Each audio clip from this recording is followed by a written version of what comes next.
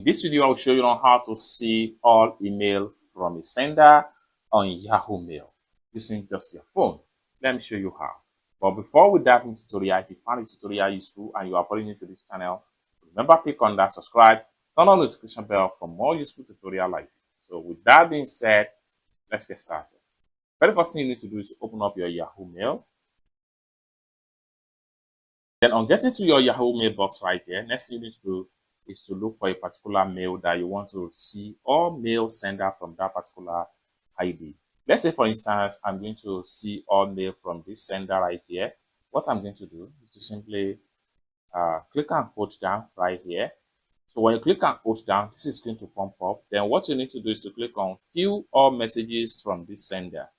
Click on here and allow everything to be showing up just like what you see right here. Here you see all messages from this particular sender. Here you can manage the messages, you can delete, you can read, you can do as many things as possible. You can filter, you can read photos, you can also steer the emails right here.